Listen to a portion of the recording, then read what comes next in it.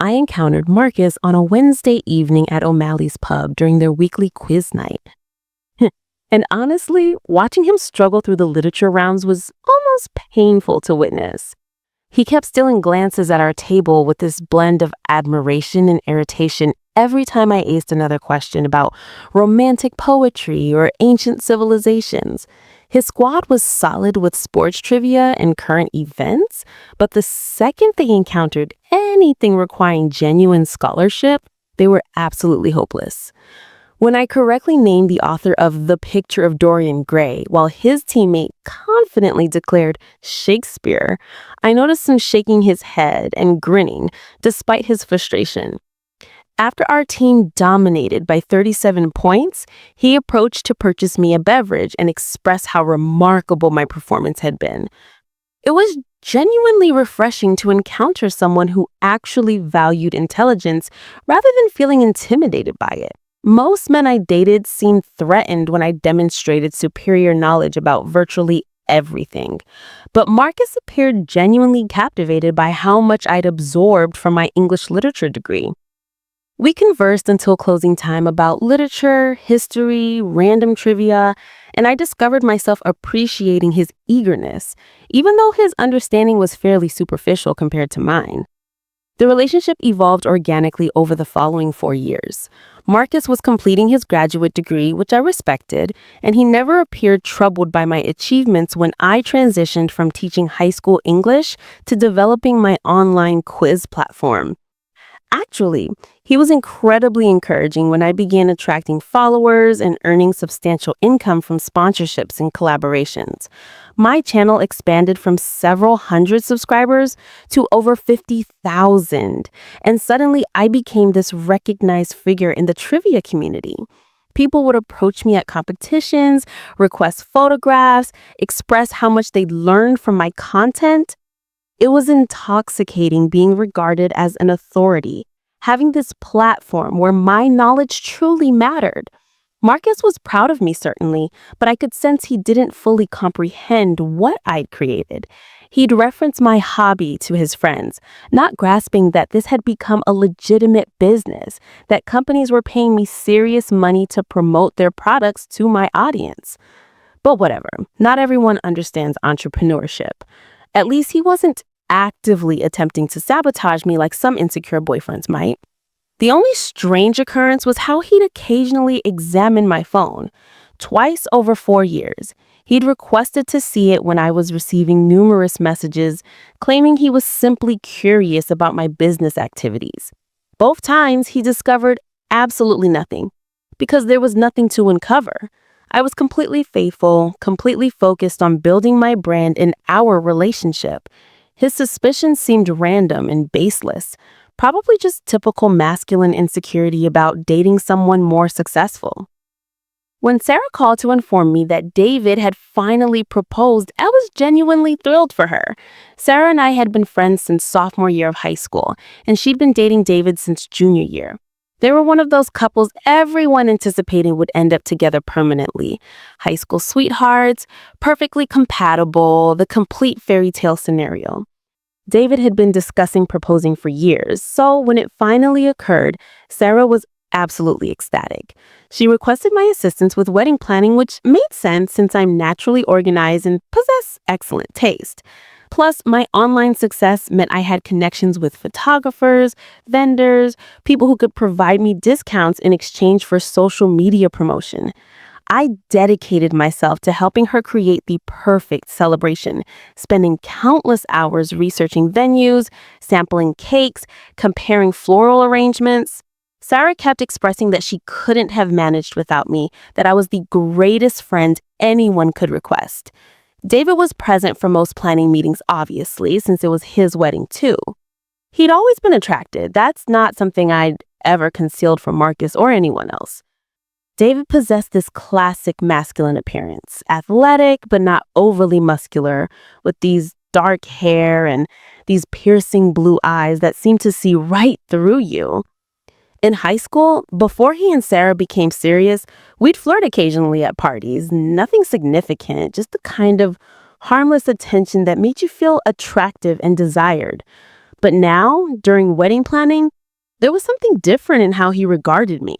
Perhaps it was seeing me successful, confident in my element as I coordinated details and solved problems. Maybe it was how I'd matured over the years, more sophisticated than the awkward teenager I'd been. Whatever it was, I could sense this energy building between us during those planning sessions. These loaded glances and moments where our hands would brush, reaching for the same brochure. I told myself it was just nostalgia, just the strange intensity that accompanies wedding planning. Everyone becomes emotional and sentimental when contemplating love and commitment and the passage of time. It didn't mean anything would happen. David loved Sarah. He was marrying her. And I loved Marcus. These were just feelings, and feelings fade if you don't nurture them. The morning of Sarah's wedding, I was preparing in the bridal suite when David texted me. Just a simple, "Hey, can we talk before the ceremony?" which seemed reasonable enough. Maybe he was nervous and needed someone to calm him, or perhaps there was some last-minute detail about the reception requiring attention. I told Sarah I was going to check on the flowers once more and slipped out to meet him. David was waiting in a small conference room near the hotel lobby, still in his casual clothes since the groomsmen weren't dressing for another hour. The moment I entered, the energy between us was electric. He looked at me in my bridesmaid robe, hair and makeup already completed, and I could observe something shift in his expression. "You look incredible," he said, which was inappropriate, but not shocking. Many people give compliments at weddings. "Thanks, you clean up pretty well yourself," I replied, attempting to keep things light. But then he stepped closer and suddenly we were having a completely different conversation with our eyes. All those months of suppressed attraction, all those loaded moments during planning, everything came rushing to the surface simultaneously. "This is insane," he said, but he was moving even closer. "Completely insane," I agreed. But I wasn't stepping back. And then he kissed me. And it was like this explosion of everything we'd been pretending not to feel. 4 months of wedding planning tension, years of unresolved attraction from high school, the intoxicating thrill of doing something absolutely forbidden. It all crystallized into this moment of pure desire. "We can't do this," I whispered against his mouth. But even as I said it, I was pulling him closer. "I know, but I can't marry her without knowing what this would have been like." That's when it struck me. This was literally the final possible moment. In 3 hours, David would be Sarah's husband forever. After today, this door would be permanently sealed, this question permanently unanswered. We'd been dancing around this thing since we were teenagers, and now it was literally now or never. The hotel room was 2 floors up. David had prepared there earlier, and his groomsmen weren't meeting him for another hour. We had time, we had privacy, and we had this overwhelming need to finally resolve something that had been building for years. What happened next was inevitable. Really. Not planned, not calculated, just the natural conclusion of years of suppressed attraction finally being acknowledged.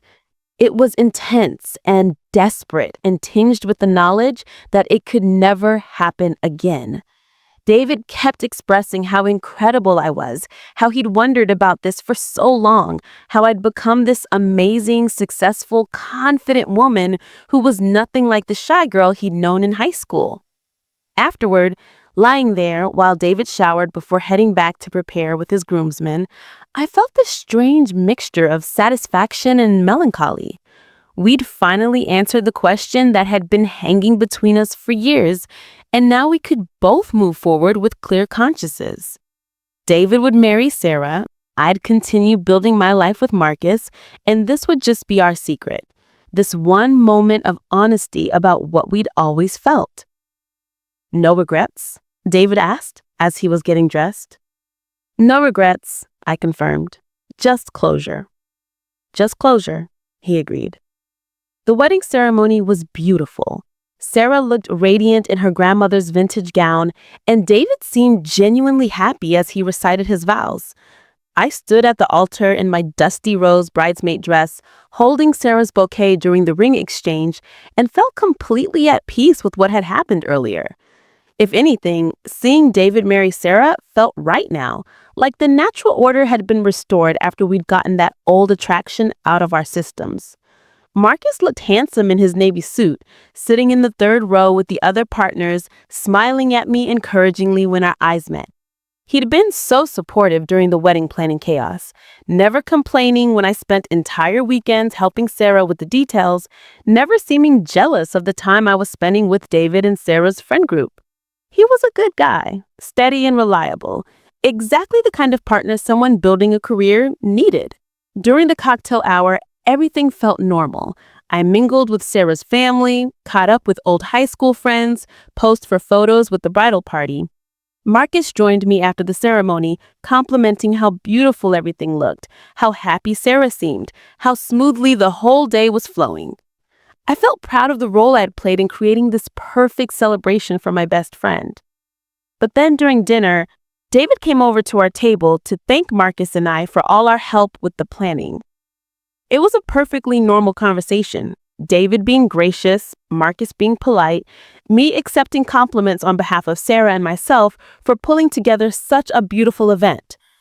Except then David asked if he could speak with me privately for a moment about the final payment to the photographer.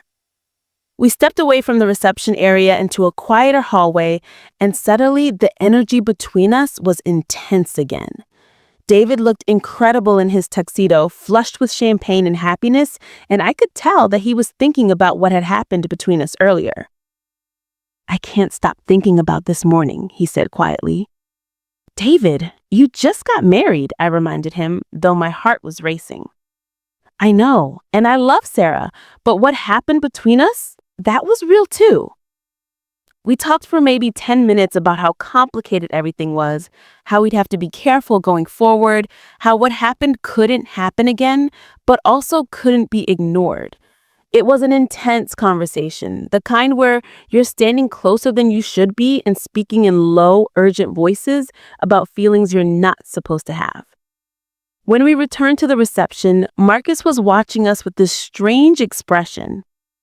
"Everything okay with the photographer situation?" he asked. "Oh, it was nothing," I said quickly, which was mostly true. We had discussed the photographer payment along with other things. Marcus nodded, but he kept glancing at me strangely for the rest of the evening. During the bouquet toss, when I caught Sarah's flowers and everyone cheered, I noticed he was watching David's reaction instead of my own. When David and Sarah had their first dance, Marcus seemed more focused on studying David's face than enjoying the romantic moment. By the time we got back to our hotel room, I could tell Marcus was in a weird mood. He was quieter than usual, more observant, asking random questions about the timeline of the day and who I talked to when. I chalked it up to wedding weirdness. Sometimes big romantic celebrations make people introspective about their own relationships. I was exhausted from the long day of celebration, so I fell asleep quickly despite Marcus tossing and turning beside me. The last thing I remember was feeling completely satisfied with how everything had turned out. Sarah had gotten her perfect wedding day, David and I had finally resolved our lingering attraction, and now everyone could move forward with their lives. I woke up around 2 a.m. to use the bathroom and noticed Marcus wasn't in bed. When I came out, he was sitting in the chair by the window, scrolling through something on my phone with this intense, focused expression. "Marcus, what are you doing with my phone?" He looked up at me with this expression I'd never seen before. Not angry exactly, but cold and calculating in a way that made my stomach drop. "I know that you slept with David." The words hit me like ice water. For a moment, I couldn't even process what he was saying, how he could possibly know something that only David and I knew about. "Babe, I'm sorry, I started, but I was so shocked that I couldn't even form a complete sentence. Marcus held up my phone, showing me the message thread I'd forgotten was even there. After David and I had talked at the reception, he texted me asking if we could see each other again, and I responded without really thinking about it. The messages were right there on my screen. David asking, "Can I see you again?" and me responding, "Yes," with the eyes emoji, then a longer exchange about keeping quiet about what had happened. "Trust me, I have a hell of a lot to lose right now than you do," I'd written, referring to my public platform in relationship with Sarah. "It was the only possible timing. We waited this long in the first place," David had replied. Then there were more messages, graphic ones, where David described what he'd enjoyed about our time together. Messages I'd responded to with enthusiasm before falling asleep. Looking at those messages on Marcus's face, seeing his cold expression as he read through our private conversation, I realized how bad this looked. Out of context, without understanding the emotional complexity of the situation, it just seemed sordid and calculated. "Marcus, let me explain," I said, sitting down on the bed. "It's not what you think." "It's exactly what I think," he said, still scrolling through my phone. "You planned this. You've been planning this for months." "No, it wasn't planned. It just happened. David and I have this history, and with the wedding and all the emotions and the timing." "The timing?" Marcus repeated. "You mean the timing of sleeping with the groom on his wedding day?" When he put it like that, it sounded terrible, but he wasn't understanding the emotional context. David and I had unresolved feelings from years ago, and this was literally the last possible moment we could have explored that. After the wedding, he'd be off limits forever. In a way, what we'd done was actually respectful to his marriage because it provided closure. "Marcus, I know how this looks, but you have to understand the situation. David and I needed to get this out of our systems so we could both move forward. It was actually the responsible thing to do." Marcus stared at me like I'd said something in a foreign language. "The responsible thing to do." "Yes, because now it's resolved. Now we can both focus on our actual relationships without this unfinished business hanging over us." Marcus stood up and walked to the dresser, pulling out his laptop bag. "I'm taking screenshots of all of these messages, and then we're going home and you're going to pack your things." "Marcus, you're overreacting. This was one moment, one mistake, and it's over now. We can work through this."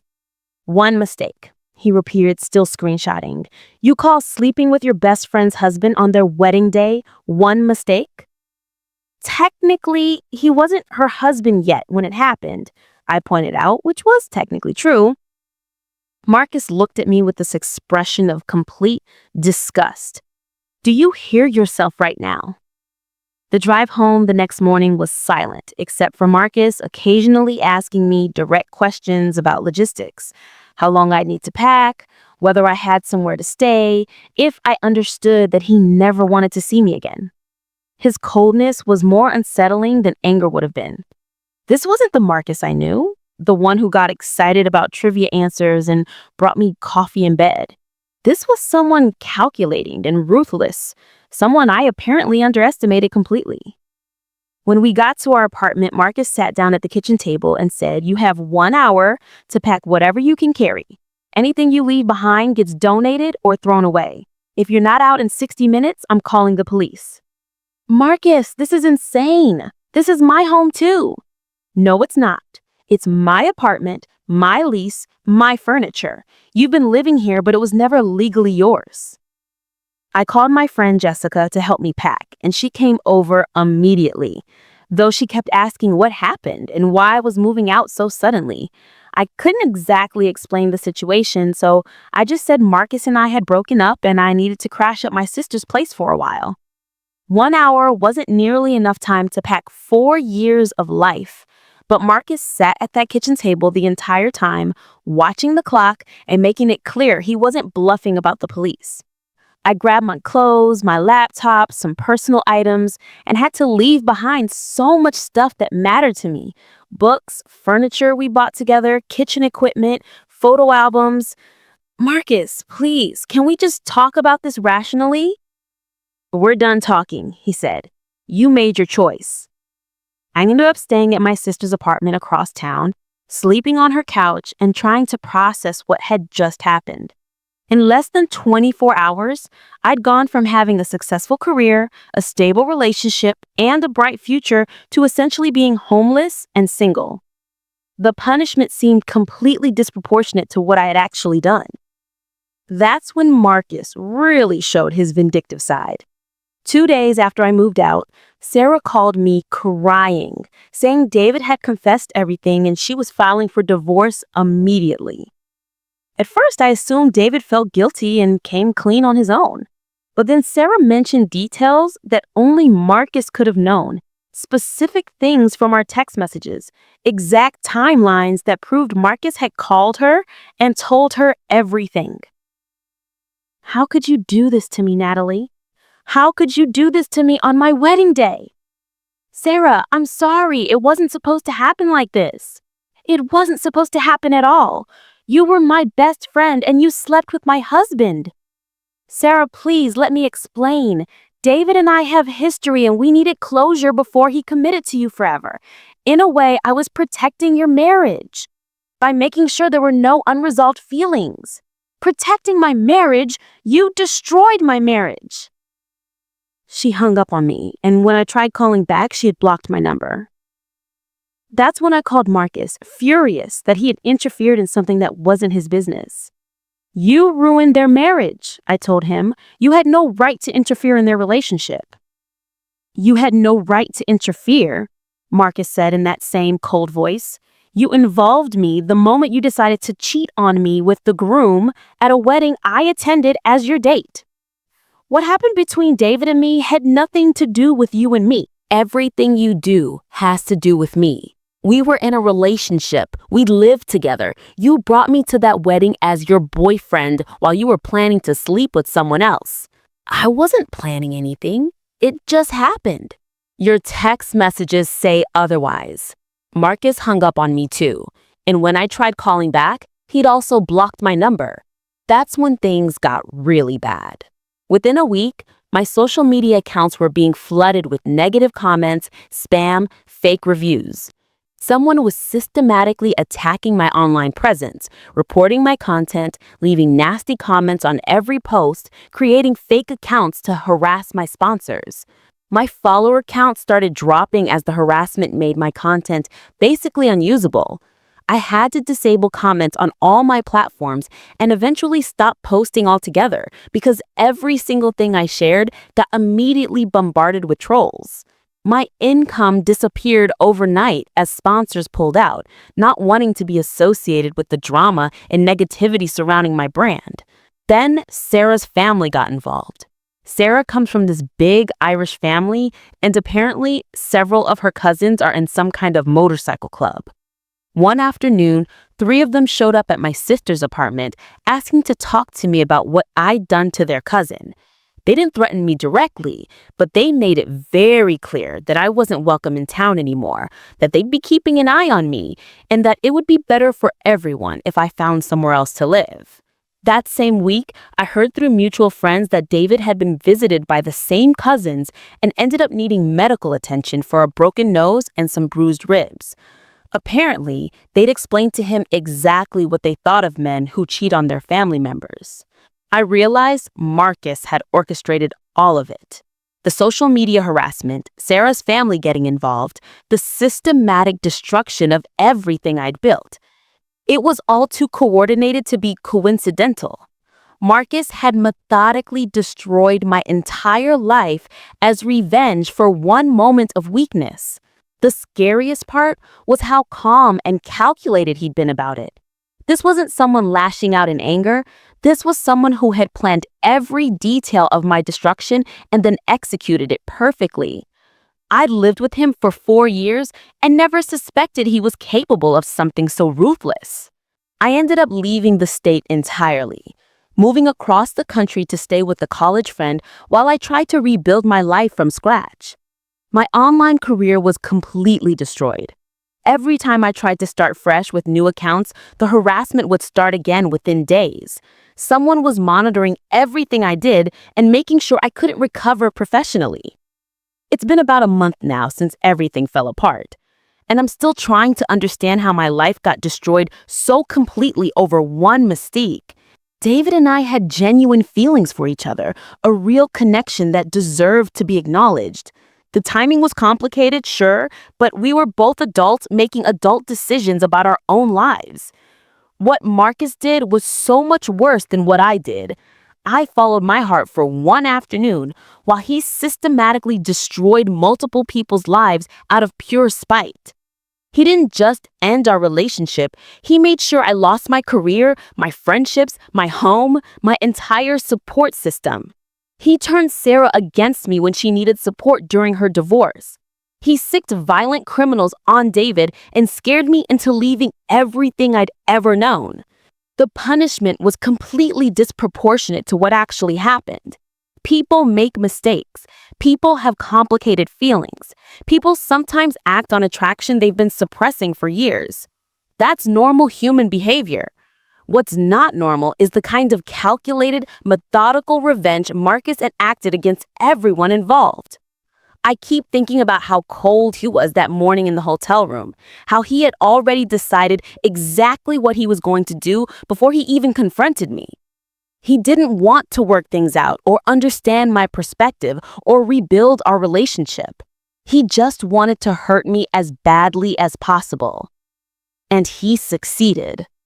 Now I'm living in a studio apartment 3,000 miles away from everything I'd built, working a minimum wage retail job while I try to figure out how to restart my career under a different name. Sarah's marriage is over. David is probably dealing with ongoing intimidation from her family, and I'm essentially in exile from my own life. All because Marcus couldn't handle the fact that sometimes people have complicated feelings and act on them in complicated ways. All because he decided that one moment of passion deserved to be punished with complete destruction of everything I'd worked for. I still don't understand how someone I loved and trusted could be so vindictive, so determined to hurt me. The Marcus I thought I knew would never have been capable of something so cruel. But apparently, I never really knew him at all.